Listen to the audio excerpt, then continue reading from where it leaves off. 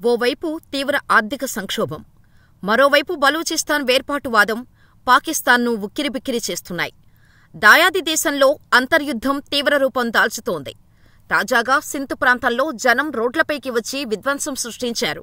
నౌషేరు ఫిరోజ్ జిల్లా మోరో తాలూకాలో మంగళవారం జరిగిన ఆందోళనలు అదుపు తప్పి ఏకంగా సింధ్ రాష్ట్ర హోంమంత్రి జియావుల్ హసన్ లంజార్ ఇంటికి నిప్పంటించారు. భద్రతా బలగాలు, నిరసనకారుల మధ్య జరిగిన ఘర్షణ అనంతరం ఈ ఘటన చోటు చేసుకుంది. ఈ ఘర్షణలో 2 ఆందోళనకారులు మృతి చెందగా పోలీసులు సహా పలువురు గాయపడినట్టు పాకిస్తాన్ స్థానిక మీడియా కథనాల్లో పేర్కొంది. ఆగ్రహంతో ఉడికిపోయిన ఆందోళనకారులు మంత్రి లంజార్ నివాసంలోకి ప్రవేశించి గదుల్లోని ఫర్నిచర్కు నిప్పు పెట్టారు. అలాగే ఏసీలను పైకప్పు మీద నుంచి కింద పడేశారు. తర్వాత సెక్యూరిటీ సిబ్బంది అక్కడకు చేరుకొని గాలిలో కాల్పులు జరపడంతో వందలాది మంది ఆందోళనకారులు చెల్లాచెదురయ్యారు. మంటల్లో దగ్ధమవుతున్న ఇంటి పొగలు కిలోమీటర్ల దూరం నుంచి కూడా కనిపించాయి. నౌషెరే ఫిరోజ్ జిల్లా మోరో తాలూకాలో సింధ్ నది కాలువలు ఎండిపోవటం, కార్పొరేట్ వ్యవస్థ ప్రాజెక్టులను తీవ్రంగా వ్యతిరేకించిన స్థానికుల ఆగ్రహంతో మొదలయ్యాయి.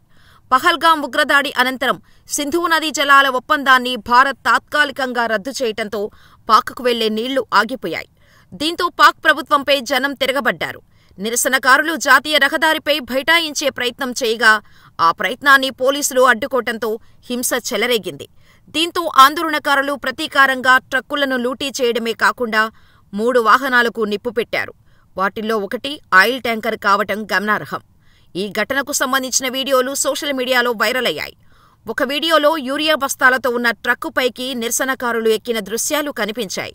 కొందరు ఆ బస్తాలను ట్రక్కు నుంచి కిందకు పడేసినట్టు కనిపించగా మరికొందరు వాటిని బైకులపై తీసుకెళ్తూ కనిపించారు. వీరిని చెదరగొట్టేందుకు పోలీసులు ప్రయత్నించటంతో ఘర్షణకు దిగారు. ఈ క్రమంలో పోలీసులు తప్పనిసరి పరిస్థితుల్లో కాల్పులు జరపాల్సి వచ్చింది. ఇక స్థానిక మీడియా కథనాల ప్రకారం పోలీసుల కాల్పుల్లో 2 ఆందోళనకారులు ప్రాణాలు కోల్పోయారు.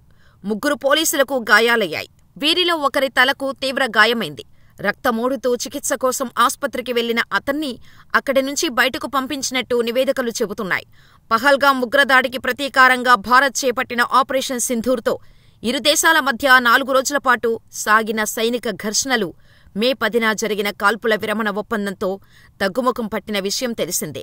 మరోవైపు బలూచిస్తాన్లోని వేర్పాటువాదుల దాడులు కొనసాగుతున్నాయి. తాజాగా బుధవారం కజార్ జిల్లాలో సైనిక స్కూల్ బస్సుపై ఆత్మాహుతి దాడి చేశారు. కారు బాంబు దాడిలో 5 ప్రాణాలు కోల్పోయారు. వీరిలో 3 బాలికలు, డ్రైవర్, సెక్యూరిటీ గార్డు ఉన్నారు. ఇంకా 38 మంది గాయపడ్డారు.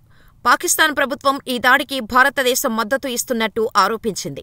అయితే భారత ప్రభుత్వం ఈ ఆరోపణలను ఖండించింది. గతంలోనూ పాక్ ఇలాంటి ఆరోపణలే చేయడం గమనార్హం.